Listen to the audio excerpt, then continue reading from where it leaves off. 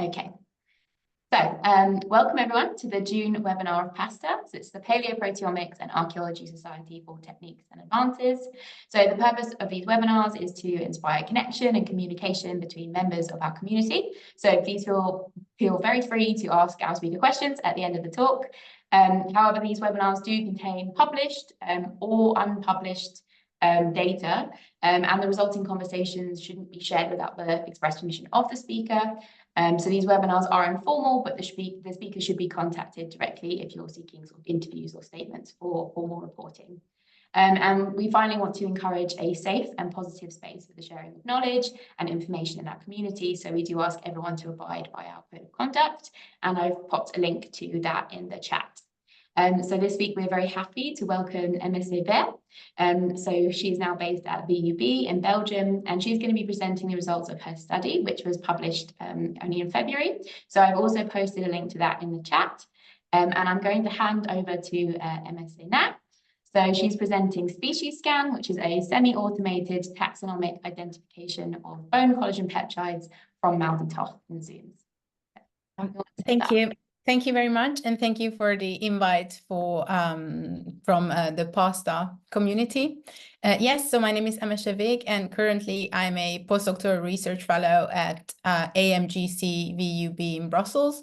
But this work was done during my 6-month postdoc at the University of Vienna on Katerina Duka's ERC Finder project. So in the next 30 to 40-ish minutes, I'm going to take you on a journey through the world of data analysis in Zooms and show you how we developed an algorithm to automate species identification from MALDI-ToF data. So the paper this talk is based on was published in Bioinformatics, and the authors is me and Katerina Duka on it. So first up, I will talk a little bit about Zooms, and then I will explain why we did this research, what our objectives were, and then take you through our materials and reference databases in the study, followed by the pipeline and the workflow of the algorithm.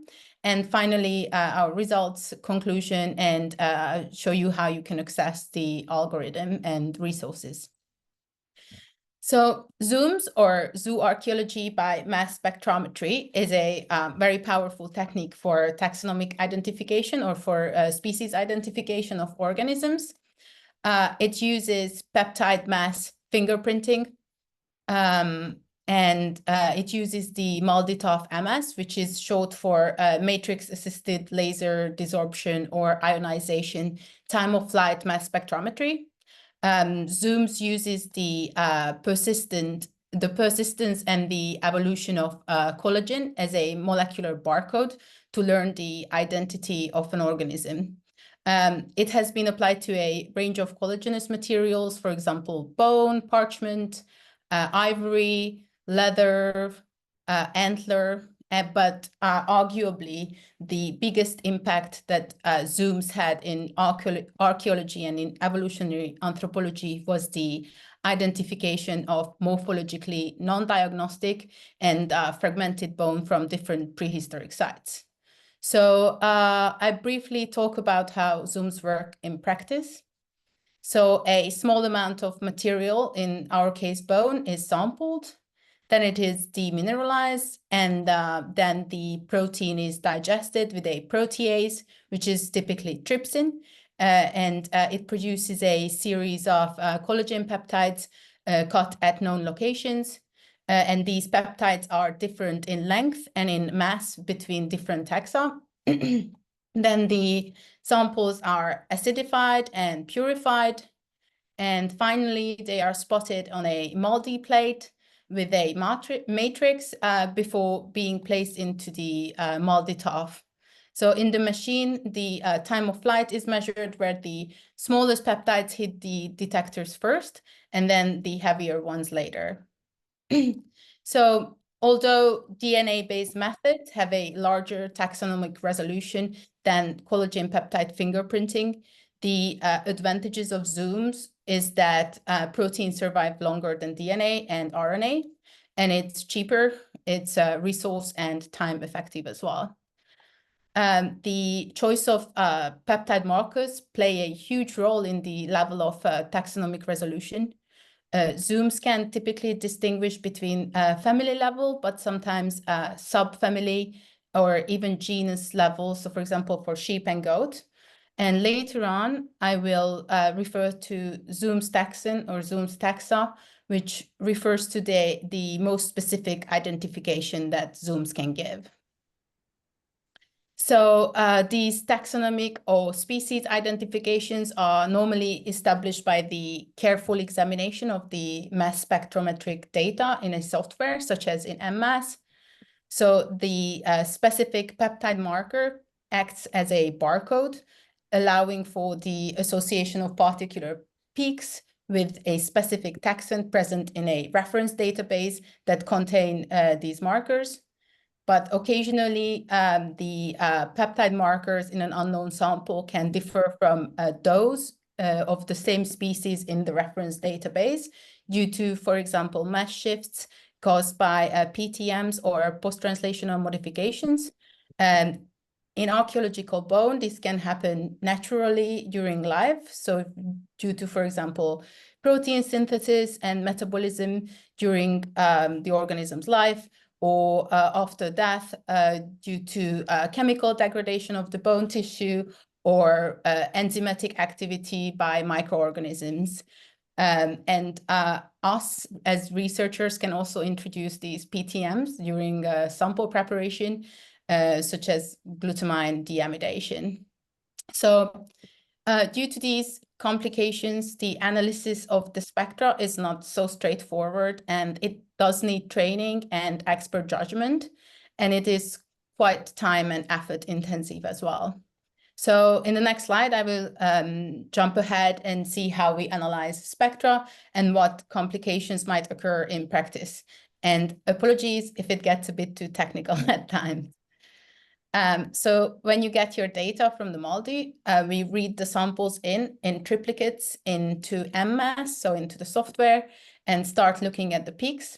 So as I said, the IDs are established by examining the spectra in which the peptide markers, so the peaks act as a barcode of peaks for species, and these are compared to a reference database. So the standard order of peaks to analyze in a sequence is B, D, A, C, E, F, G, P1, and P2. So even for the trained eye, sometimes this is time and effort intensive, and sometimes it can be boring, especially when you have hundreds of spectra to go through. So there are other problems. For example, when one of the first markers is not present, it can completely jeopardize the whole analysis when used in conjunction with the reference database. So for example, as I showed, B would be the first peak that we would look at. So in the reference database, you can filter for this. And then the next peptide marker you should look at is D. But for example, in this example, none of the Ds are present after filtering for B. So once I restarted this analysis and used different strategies and sequences of peptide markers, it was clear that this sample wasn't aqueous, but zooming in on the D marker area, the 2145, what we should see is completely missing. In other times, some peaks are always present in almost every species. But when you filter for these, it throws off the whole analysis. So for example, here, the 2089 is almost always present in all species. But when other peaks for D are not present, the reference filters it down to a narwhal or manatee. And I'm sorry. And I'm sure that many of you noticed that if you take the 2792 for the E marker for rhinoceros, they all become tapirs on the reference database, which is a South American species and is not appropriate for all context. So the only way to manually overcome these issues is to visually inspect the spectra again and try different sequence of orders of peptide markers. And this complication makes the manual data analysis even more time and effort intensive. So wouldn't it be better to be able to simultaneously look at these peaks to avoid mistakes? Well, of course, the human eye can't always do that, especially when you have to go through hundreds or thousands of spectra, even just for one study. So our research objective was to automate the species identification process to make it more efficient, to reduce the time and the effort required to analyze large amounts of data. And this way, the results are actually more consistent and reliable. And the algorithm is now open access. And when more species are added to the database, you can rerun the data through the algorithm, so you don't need to do it again manually. We also wanted a search function that automates the identification of contaminants, so that was added as well.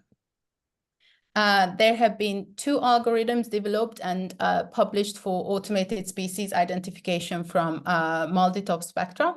But unfortunately, neither of these algorithms were suitable for our purposes during the Finder project. So the first one here is by Hickenbotham et al. And it was originally developed for parchment and originally only included 3 species. And although you can add more species later, this is not straightforward as shown by the scope of its use so far in published research. The second paper was developed for 5 species, but unfortunately it is not open access, so the algorithm is not openly available. So we saw a clear need for an open access algorithm that could be used for bone fragments and would be easy to use with minimal training on MALDI-ToF species identification and also 0 to minimal knowledge of programming. So to test the algorithm, we used both internal and external data. So the internal samples included ones prepared by myself on the Denisova cave material and by master student Theresa Blows at the University of Vienna. All samples were prepared at the Duca lab at the University of Vienna. And in all cases, we used the acid-insoluble extraction protocol, and were run in an in-house Bruker Autoflex speed MALDI-ToF mass spec. So after the laboratory analysis, I analyzed all the internal samples manually, as well with the algorithm with SpecieScan. And Theresa's samples were all ID'd by another internal software, which unfortunately doesn't run on all computers. So, but these results were also manually checked by her. Site A and Site B, these were not included in the paper itself because these samples were submitted to us from other laboratories, so we couldn't name the sites, but the algorithm was tested on these samples as well. From the external data, we included the Zambian, Australian, and Azerbaijani material. These were available as raw.mzml files on the online repository Zenodo. So this way, we actually tested the algorithm on data from the same lab generated by 2 different analysts, as well as from data produced from outside of our laboratory. For our reference databases, we used the one available online from the University of York website, which I separated into 3 different CSV files according to the geographical areas for mammals, because we only analyze mammals in this study. So these can be found under the reference database folder on GitHub. And you can find the reference databases for amphibians, birds, reptiles, fish, and also the database for contaminants. So let's look at the pipeline and the workflow of the algorithm. The pre-processing data is done in R. So the code for pre-processing was adapted from Kotlin et al. 2022. And the 2 main packages used were MALDI-Quant and MALDI-Quant4n. So first, the triplicates or the technical replicates of the same sample were renamed. So it has a unique identifier so that we could later average them.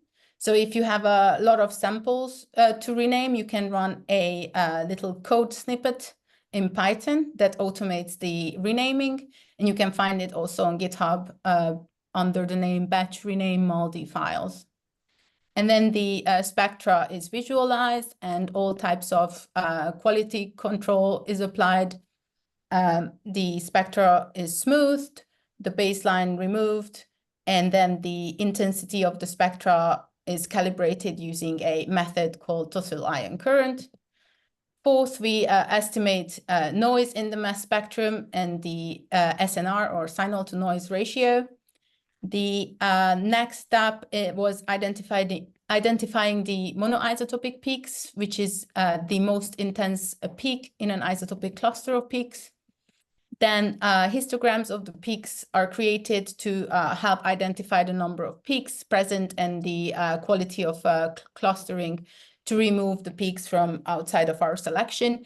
And we move forward with only the high quality peaks. So then the triplicates are averaged by summing up the intensities at each mass value, and then divide the sum by the number of spectra in the groups. And this way we obtain a representative spectrum of the triplicates. And then the peak picking and the de-isotoping is repeated, and we save the high quality peaks per sample into CSV files on the computer. And as you see on the picture, we only save the high quality peaks and move on to the species identification part in Python. So the average peaks from an unknown sample and the relevant geographically specific reference database is read into Python. And then the intensity, or the y-axis, is set to binary, as the intensity of the peaks do not matter, since only the high-quality peaks were selected during pre-processing in the previous step. Then an array is created, or a data structure is created, that sets the intensity of the spectra array to 1 if the mass to charge is within minus 0.3 to plus 1.3 units, or mass to charge away from the value in the reference database's peak array. So the plus minus 0.3 is the accuracy interval of the MALDI, while the plus 1 is the maximum shift in the isotope distribution of the peptides due to deamidation. And then the peaks are further smoothed to reduce noise and are visualized. So then we compare the unknown sample spectrum with the reference spectra based on how they correlate. So we do this by calculating the correlation between the reference database's peaks and the unknown samples arrays. For this, we create a matrix where the diagonal elements, or the straight lines, represent the correlation of each input array with itself, which is always 1. And then the off-diagonal elements, so the orange on the A graph, represent the correlation between the 2 input arrays, which indicates the strength and direction of their linear relationship. So a correlation of 1 means a strong positive relationship, and -1 means a strong negative relationship, and 0 means no relationship. So once this is done on one sample, I created a function to transform the data into printing out the MZ values at all peptide marker locations that match the top X number of species from the reference database. Then a code reads in multiple CSV files from your directory, and then it applies the transformation function to each of these files and saves the transformed files as a new CSV file. So this will batch process your samples and rank the reference spectra based on how well they correlate.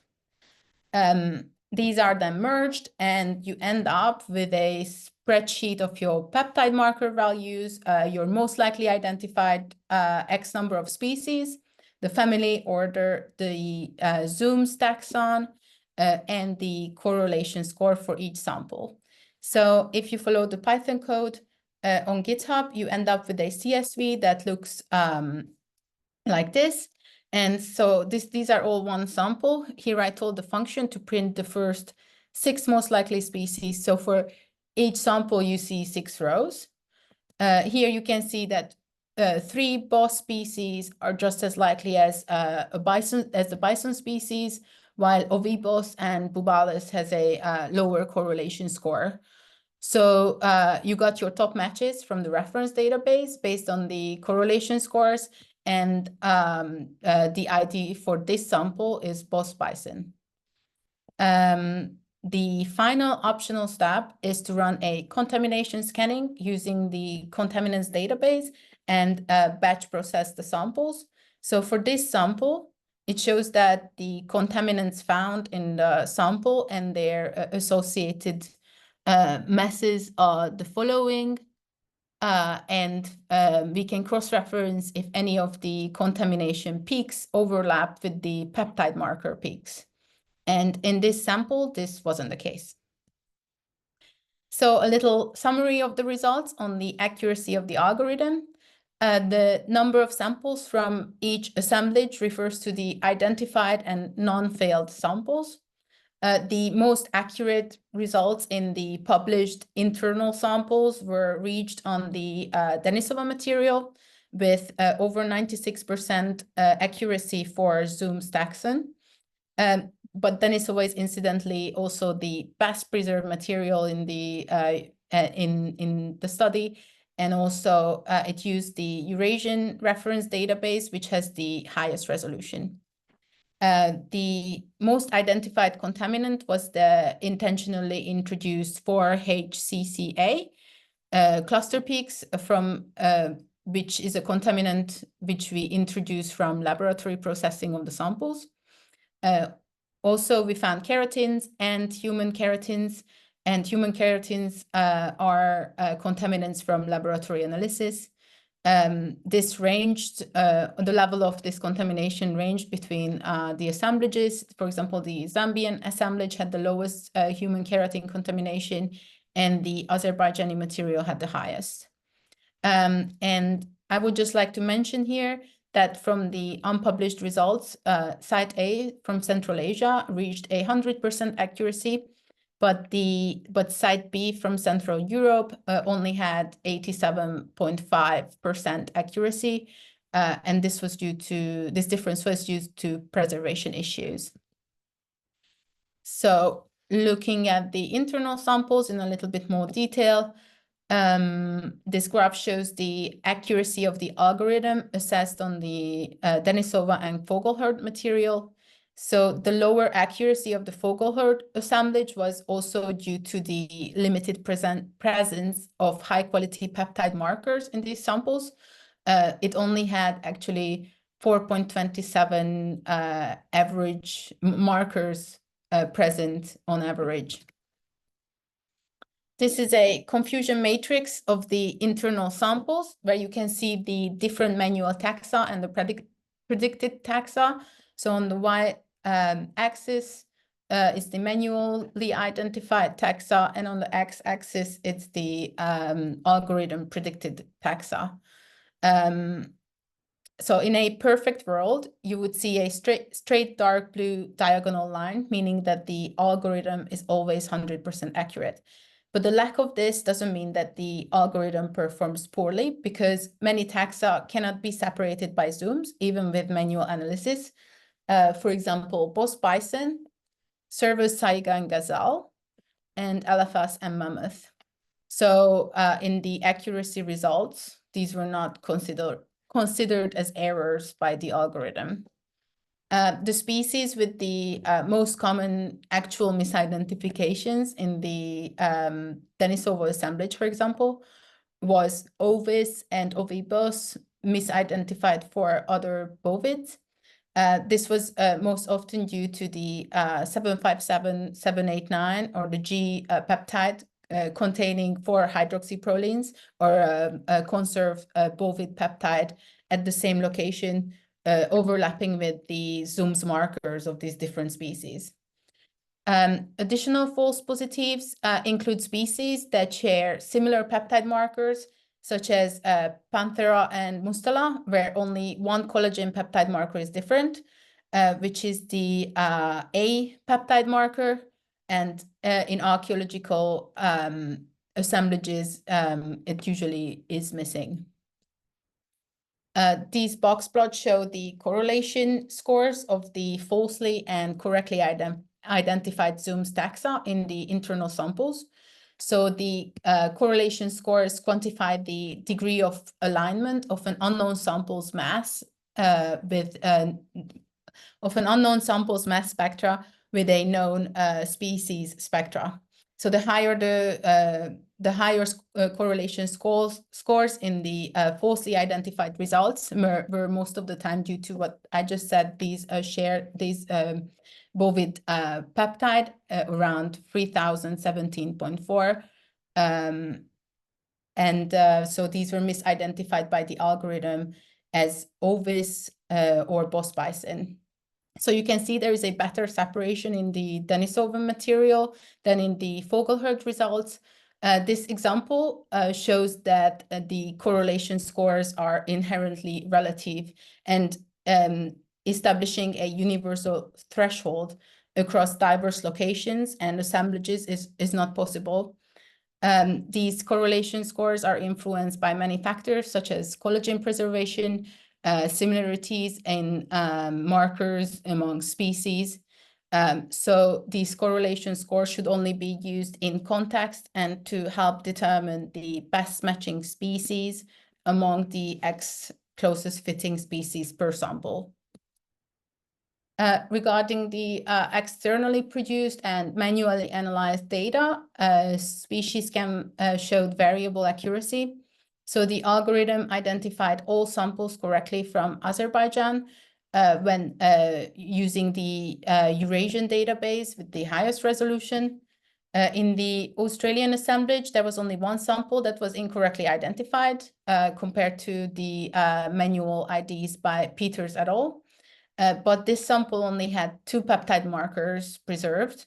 And also the other samples from this assemblage was very poorly preserved, with only 8 samples identified by the algorithm that had 4 or more peptides preserved. And 4 is usually the cutoff for a sample being identifiable or a fail. The algorithm performed the worst on the Zambian assemblage, with the most commonly misidentified species were giraffes as bovids. So there were no giraffes in the actual study, but the algorithm identified different bovids as giraffes. But many of these samples were several bovid species that are separated by only 1 or 2 peptides. Which is challenging to truly separate, especially in poorly preserved material. So because of the Zambian assemblage, SpecieScan performed worse on the externally produced data than in the internal ones. And this is also probably due to issues with collagen preservation and also the lack of high-resolution reference databases in Africa and in the New World. So some considerations. When you have a peak around 3017 Daltons, you should be cautious of your bovids identification. You also need to be cautious when there are 4 or less peptide markers present. Through the integrated contamination scan, we identified human keratin in all internal and external data, so regardless of who was responsible for analysis. And this really highlights the importance of rigorous contamination control measures. So, for example, you should be wearing face masks and rigorously clean the equipment and use blanks, for example. In this study and in general, the accuracy of the algorithm and the results presented are contingent upon the accuracy of the reference database, and in this study also contingent upon the accuracy of the manual identifications. Also, we could only test the external data on 3 assemblages because there was a general lack of freely available raw individual replicate spectra in publications. So if possible in the future, Zoom's researchers should publish the individual replicate spectra in .mzml or .txt file format, and not a pre-processed and average spectra. And how do we access SpecieScan? So the codes, the spectra, the reference databases, and everything can be found on GitHub. So first you need to rename the raw .mzml spectra on your computer so that each sample has a unique identifier, because later you have to average them. You can do this manually, or if you have hundreds of samples, it will take a long time. So I included a batch renaming code snippet, which has comments and also help in the code. And then you will navigate to the R section of the code, which has a README file, which has help on parameters and what settings to use. And also you can run the code and it has comments in it. Then you navigate to the SpecieScan Python code for the automated species identification to batch process the samples and run the contamination scan. All the required files, such as the reference databases, contamination databases, they can all be found here in the reference database section. And then finally, you will get your final CSV from the Python code, which can be opened in Excel. So here I told the algorithm to show the top 6 results from each sample. So I go through the results and delete the ones with the lower correlations. So for example, in the first sample, the ID would be Canis or Kuan, because they have the highest correlation scores.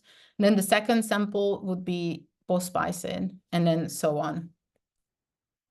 So in conclusion, SpecieScan is a good alternative for manual analysis for high throughput Zooms analysis. Its accuracy depends on the material's collagen preservation and also on the resolution of the reference database. In well-preserved assemblages with the highest resolution European Eurasian reference database, it achieved 96% on the Zoom's taxon level in the Denisova cave. It is already open access, and I hope it is easy to use with all the comments. It is faster in large assemblages, but if you have maybe 3 spectra, then it's probably easier and faster to just go through them manually. But if you have 20, then it's worth running the code, I think.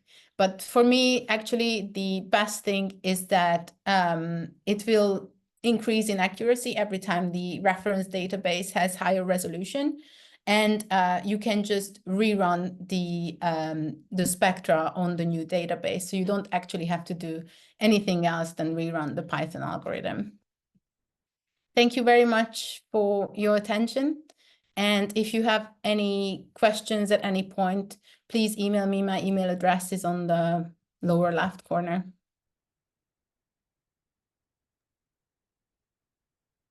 Great, that was amazing. Thank you so much, Emese. I want to apologize very quickly for one of the wrong Zoom links that was sent out. So some of the people ended up in the wrong Zoom room, but hopefully you all made it in the end. And I'm sorry you missed the beginning, but the talk is being recorded, so have it reserved. So if anybody has any questions, you can either pop them in the chat, or you can raise your hand, or you can unmute yourself if you have any questions. But I do have one very quickly, which I wanted to kick off with, in terms of the timing and how long it takes. So if you were identifying like 100 different samples, like how long would it actually take to run? So it depends on whether you have to rename them manually or if you want to run the code. But maybe 100 samples, if you already know what you're doing, maybe half an hour, something like that. Okay, so it's much quicker. Yeah. Yeah. Oh, there's already something in the chat. Oh, no. Okay. Yeah, if you maybe want to stop the screen share and then we can have oh, yeah. Yeah. Okay. All right. Okay, I have a couple of other questions as well, which I'll kick off with. In terms of the minimum numbers of markers that you said for an identification, so if there's only 2 or 3 markers, does the sample automatically get failed? Does it come out with like a failed note? No, it will give an identification, but the correlation score will be really low. So you can also, so the final CSV file also shows you all the peptide markers. So you can see if you have less than 4 and also a very low correlation score. And then you manually have to fail it, basically. The only time when it actually is a fail is during the pre-processing steps in R. So if it doesn't have, if it has 0 high quality peaks, it will not be saved on your computer, and so you won't be able to run it in Python. We have a few more questions. So Frankie, if you want to unmute yourself and ask a question, and then I'll do the ones in the chat. Yes. Oh, I'm really blurry. Okay, there we go. Hi. So yeah, my question was kind of a follow-up to that one, and then I have another little question. You said about the correlation score being really low. Do you have like a reference point of what is really low and what is like a good correlation score? So there is not a universal cutoff. So usually I would look at the correlation scores per sample, and so between the rows. So when I say it's really low, it's I just mean that it's almost 0. So 0 would be no relationship and 1 would be perfect, but it's never really perfect, especially with archaeological material. So you have to look at both the correlation scores and how many peptides are actually printed out. Okay. How many peptide markers, sorry. Okay. And then you mentioned about with the like the contamination markers and like cross-checking them with the markers, the peptide markers. Is that something that it does, or you have to do that manually? So you can save, so it saves all the masses at the in a different contamination file, and then you have to go through and look at the contaminants. I mean, it's possible that it could be printed in the generic Excel file with the peptide markers, but this is not something I did, because usually these contaminants are not at the same spot as the peptide marker, so it wasn't a big issue, other than sometimes with the human keratin. But after you see 2 or 3 spectra with human keratin, you kind of know what is the contamination peak. Okay, cool. Thank you. Thank you. So we have a few questions in the chat. So Sarah asked again if there are thresholds for a good or bad correlation score, but I guess that was similar to Frankie's question. And Roshan asked, do you think this method would work well for leather collagen? Oh, I really can't answer that. I don't know. I'm sorry, I've never worked with leather, only with bone. But I can look into it and try to run some data because the issue is I didn't really find any of these triplicate raw spectra from leather. So it wasn't something that we could test only with bone. So if you have any data, for example, I would be happy to try to run it and see if it works. That's a very good offer. Lindsay said, hello, really excellent talk and thank you. I know you've only tested this so far on mammals, and I know that fish and birds are much more complicated to identify, but do you think this pipeline might work well for marine mammals? And would this change the marker confidence system you've laid out for the program? So with fish, for example, you have the different peptide markers. So you would need to change the Python code for those peptide markers.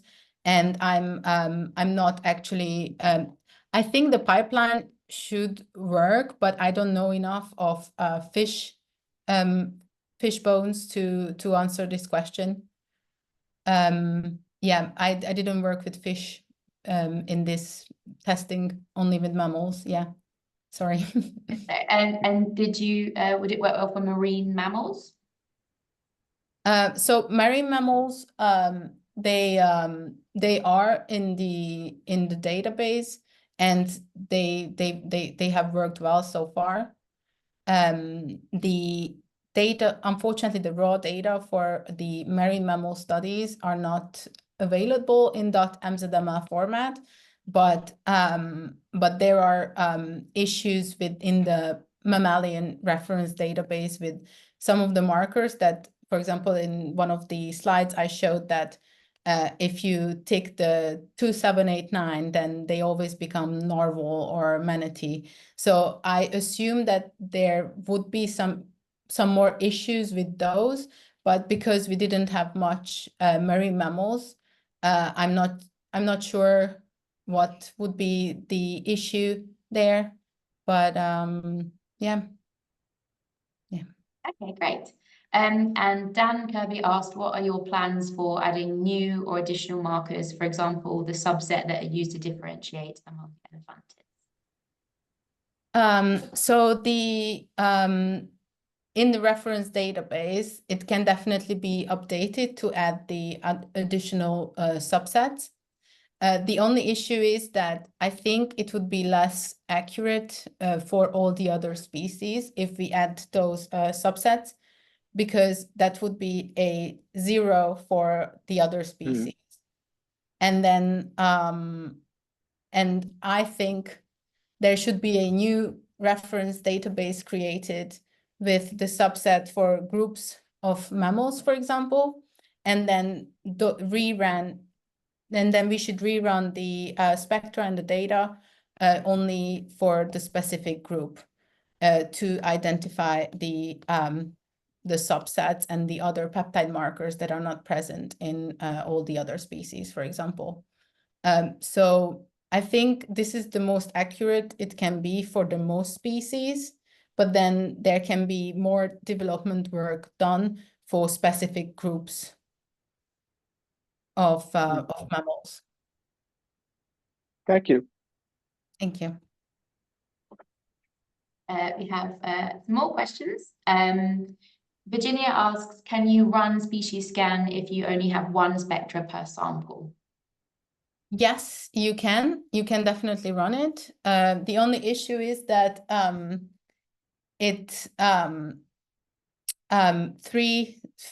triplicate of one sample will be more representative of the actual sample.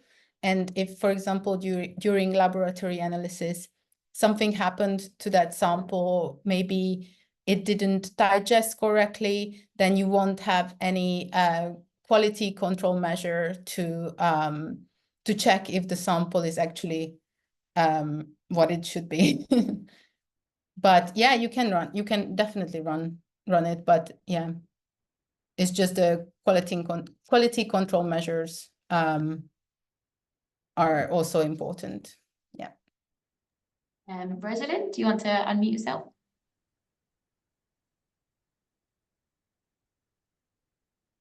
Sitting in with listening to Rosalind talk. Yeah, I want to make a comment actually, which is interesting. I met with the head of proteome exchange yesterday at EBI, and I mentioned the fact that we all have this problem with Zoom's data, and the fact that we put it on different places like Zenodo, and he is happy, I think, for the PAASTA community to sort of come up with a proposal for allowing us to put all the Zoom's data and metadata onto special FTP site on Proteome Exchange. So that's quite encouraging, because as we've heard, the more we can coordinate things, and I leave it up there for the PAASTA community to think about it. But it's quite encouraging. Yeah, that would be amazing. Yeah, thank you. Got another question from Sarah. So she said the data for each of our triplicates is broken down into 3 different spectra, each focusing on a different MZ range.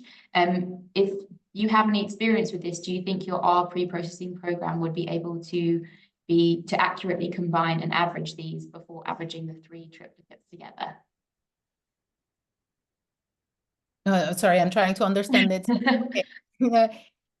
Each of the triplicates is broken down into 3 different spectra, each focusing on different, okay. Yeah, so I guess that's 9, so it's 9 spectra per sample. Okay, I see.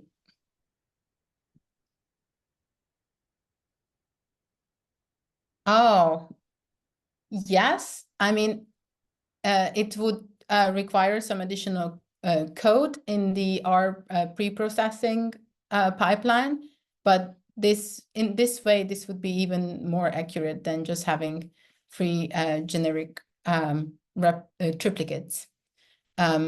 So yeah, maybe we can talk about it another time, or maybe we can chat in email, Sarah, because I would be interested in maybe checking it out and see how much more accurate it can be. Yeah, thank you. She says, yeah, she can't turn her mic on, but she's very happy to chat, yeah. Okay, I'm just checking the chat, see if I've missed anything. Do we have any other questions? People are free to raise their hand or unmute themselves or put them in the chat.